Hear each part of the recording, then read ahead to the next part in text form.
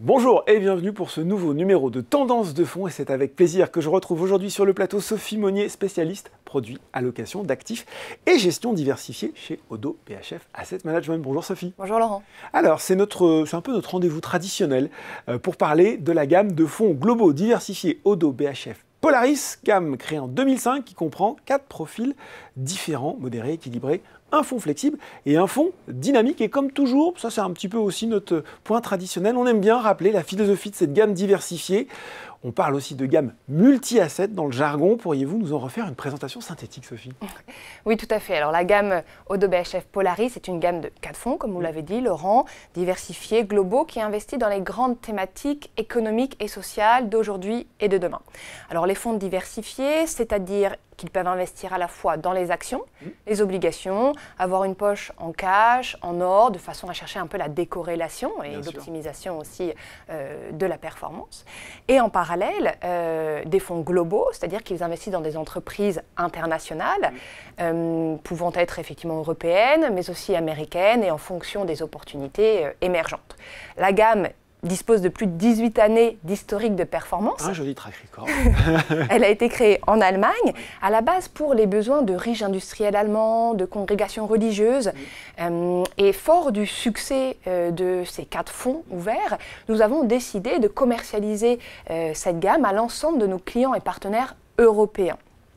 Aujourd'hui, nous gérons plus de 4 milliards d'euros d'encours à travers ces 4 fonds ouverts, 7 milliards d'euros si on inclut toute la stratégie Polaris, et ce grâce à nos 18 gérants analystes experts basés à Francfort.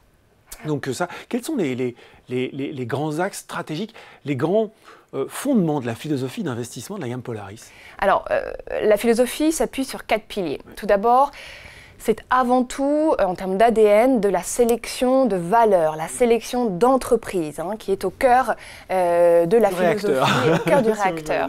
Et cette sélection d'entreprises, elle se fait sous le prisme de la qualité. Qu'est-ce que la qualité? La qualité, ce sont des avantages compétitifs dont dispose une entreprise, que ce soit une marque, une base de clientèle, une technologie, qui permet à cette société d'avoir des marges élevées, des profits récurrents, une génération de flux de trésorerie positif qui lui permet de financer son développement et aussi le coût de sa dette aujourd'hui dont on parle de plus en plus. Ça devient un point crucial, de plus en plus crucial. Ouais. Et aux côtés de cette sélectivité sur le prisme de la qualité, on a 3 autres piliers que sont le long terme, la diversification et l'ESG. Le long terme, car les gérants ne succombent pas à des paris court-termistes, mais ont vraiment pour but de financer la croissance à long terme. Ils peuvent bien évidemment faire des arbitrages, ils ont une approche flexible et agile en fonction du contexte de marché et du profil de génération de performance des sociétés. Mais ils ont vraiment cet horizon d'investissement et de génération de performance à long terme. La diversification, on en a parlé à travers les différentes classes d'actifs, les différentes zones géographiques, aussi les différents secteurs qui sont représentés. Quand même, nous n'aurons pas typiquement d'actions immobilières dans le portefeuille, puisqu'on va privilégier justement des sociétés peu endettées sur l'axe de la qualité, etc. Donc, vous ne retrouverez pas ce type de segment dans les fonds actions, dans la gamme actions des fonds Polaris. Mais cette diversification, vous retrouvez aussi avec notamment une poche en dollars qui peut servir aussi de décorrélation dans les phases de marché adverses. Et puis l'ESG, on en parle beaucoup. Les critères environnementaux, sociaux, sociétaux et de gouvernance. Exactement, qui sont pris en compte dans les fonds Polaris, qui sont SFDR 8, notamment dans... Bon, il n'a échappé à personne que la hausse des taux, Sophie, est là. Bouleverser un petit peu la hiérarchie, l'attrait des différentes classes d'actifs qui a beaucoup évolué. Est-ce que ça a justement eu des répercussions concrètes au sein des différents fonds de la gamme? Oui, alors vous avez raison, il est important de repréciser que la hausse de taux a été d'une ampleur et d'une rapidité historique. Ça a eu un impact sur le marché obligataire puisque la performance des actifs obligataires a été négative et donc la valorisation de ces actifs a beaucoup baissé.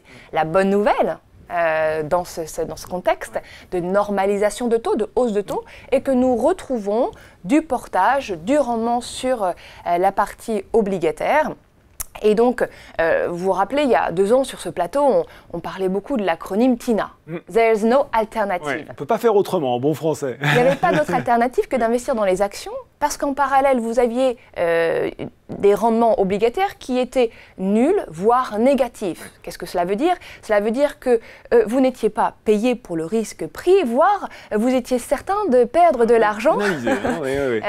Et en revanche, aujourd'hui, dans le contexte de marché, de portage et de rendement élevé, maintenant que l'on retrouve sur le marché obligataire, aux côtés des actions, on a cette deuxième source de performance, de création d'alpha que constitue l'univers obligataire avec des primes intéressantes. Donc des solutions monétaires obligataires qui retrouvent de l'attrait, vous en avez tenu compte, j'imagine? Oui, absolument. Donc, on a augmenté progressivement nos poches obligataires dans les fonds Odo BHF Polaris, en notamment utilisant une poche de liquidité et en venant profiter des nouvelles opportunités offertes sur ce marché. Alors, sur le marché obligataire, il convient aussi de peut-être préciser qu'il y a deux grands émetteurs. Vous avez les entreprises et les États. Aujourd'hui, nous nous positionnons avant tout sur de la dette d'entreprise. Donc on va principalement financer des entreprises à l'échelle aussi internationale et des entreprises au profil de désendettement assez établi.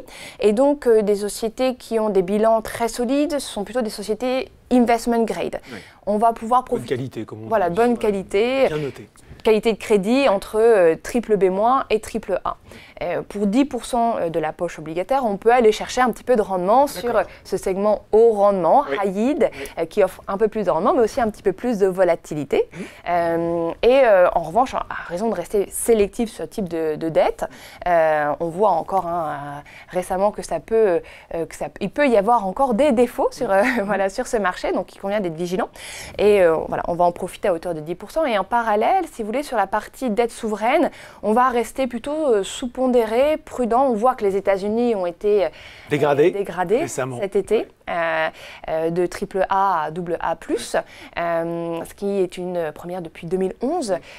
Et on voit que le sujet des déficits budgétaires des États reste... Surtout avec des taux qui ont bien remonté. Exactement, donc c'est au cœur de l'actualité aux États-Unis, mais aussi en Europe. Donc on préfère avoir une poche obligataire de portage sur des signatures d'entreprises plutôt de qualité investment grade.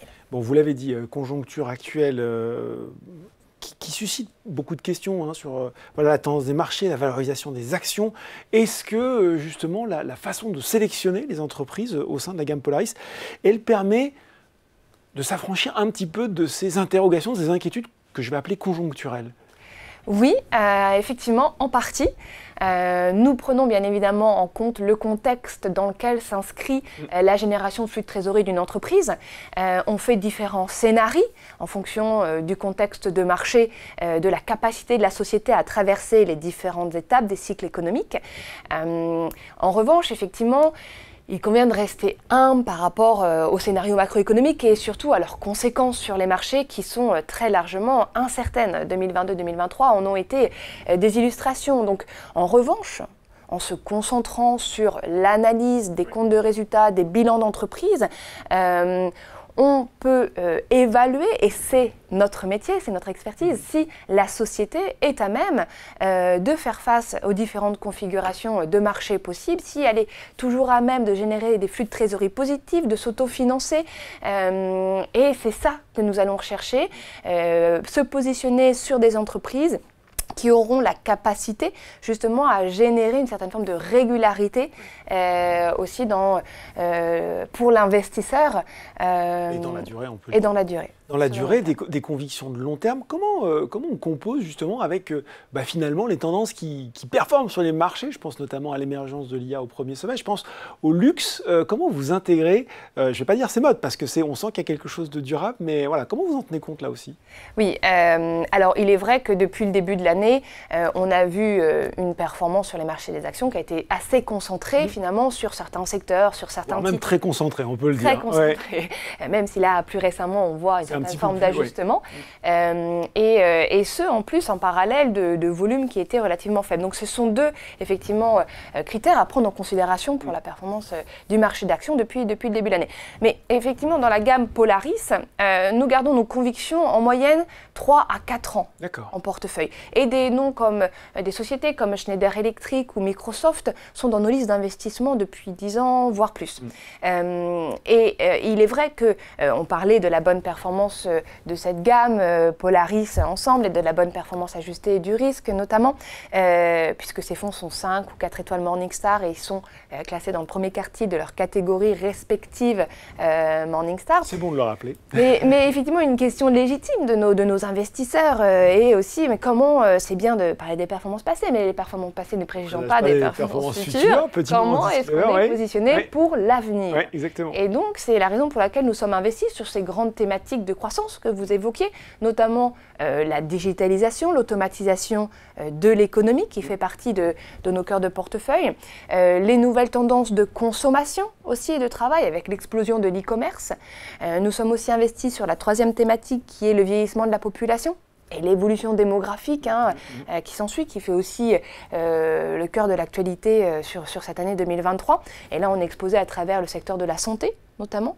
Et la quatrième thématique, qui constitue l'émergence de la classe moyenne, la croissance de la classe moyenne, notamment dans la zone émergente. Et là, effectivement, un positionnement sur certaines sociétés, notamment le luxe, dans les fonds Polaris, qui sont effectivement des thématiques qui sont structurellement effectivement présentes à travers une sélection d'entreprises, toujours sur le prisme de la qualité, dans les fonds Polaris, parce que le manque à gagner d'être totalement absent de ce type de grande tendance sociale et économique peut coûter cher. Peut-être rapidement, on aime bien toujours quelques exemples dans tendance de fonds de ces sociétés. Vous en avez cité quelques-unes. Est-ce qu'on peut en avoir peut-être, voilà, je sais pas, quelques-unes connues qui vont parler, et puis quelques-unes justement où on va retrouver cette patte de la sélection Polaris?